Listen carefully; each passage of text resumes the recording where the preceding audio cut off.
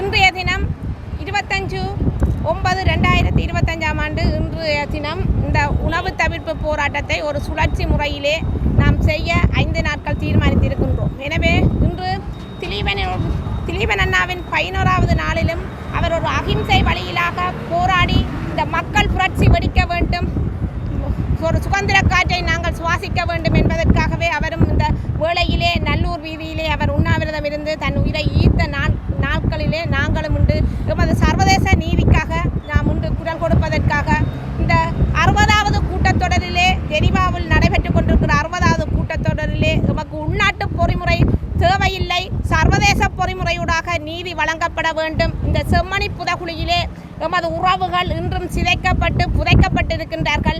அவர்கள் யார் என்பதை கண்டுபிடிக்க வேண்டும். அவர்களுக்கு எந்த சித்திரவதைகள் செய்யப்பட்டவர்கள் அங்கு புதைக்கப்பட்டிருக்கின்றார்கள் என்பதை நாம் நீதியை நிலைநாட்ட வேண்டும். இந்த உறவுகளுக்கு நிரந்தரமான ஒரு தீர்வு கிடைக்கப்பெற வேண்டும் என்பதற்காகவும் நாம் இன்றைய தினம் இந்த சுழற்சி முறை போராட்டத்தை ஆரம்பித்திருக்கின்றோம். எனவே நாம் நீண்ட காலமாக காத்திருப்போடு ஏமாற்றப்பட்ட சமூகமாகவே இன்று நாங்கள் இந்த இடத்தில் இருக்கின்றோம்.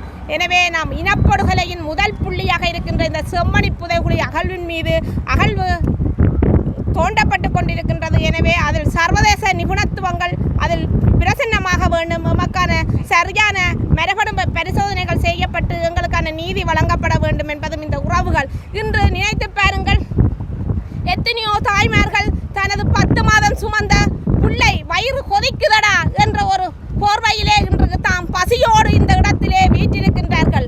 அதே போன்று கட்டின தாலியை கலற்ற முடியாமல் இன்று நாங்கள் இந்த பரிதவிப்போடு தான் இந்த இடத்திலே நாங்கள் இன்று தாலியோடு நாங்கள் இன்று என்கிற உறவுகளுக்கு என்ன நடந்தது என்று தெரியாத ஒரு நிலையிலே நாங்கள் இன்று இதில் நிற்கின்றோம். அதே போன்று சகோதர சகோதரிகளை தேடி தமது உறவுகளுக்காக இவ்விடத்திலே அவர்களும் உண்ணாவிரத இன்று இருக்கின்றார்கள். அதே போன்றுதான் எத்தனையோ உறவுகள் தனது மகன் வருவாரா, கணவர் வருவாரா, சகோதரன் சகோதரி வருமா என்ற ஏக்கத்தோடு தான் இந்த இடத்திலே இன்றைய உணவு தவிர்ப்பு போராட்டத்திலே இருக்கின்றது. எனவே சர்வதேசம் மீண்டும் மீண்டும் எங்களை ஏமாற்றல் கால அவகாசம் கொடுக்காமல் சர்வதேச நீதி பொறிமுறையூடாக எமக்கு இந்த ஜெனீவாவில் நடக்கின்ற கூட்டத்தொடரிலாவது எமக்கான நீதி வழங்க வேண்டும் என்பதை தான் நாம் இந்த இடத்துல ஒரு கோரிக்கையாக முன்வைக்கிறோம். எனவே நாம் இந்த தமிழர்களாகிய நாம் இனப்படுகொலை செய்யப்பட்டு இன்றைக்கு 18 வருடங்களாக இருக்கின்ற போதும் நாம் இன்றைக்கு தொடர்ச்சியாக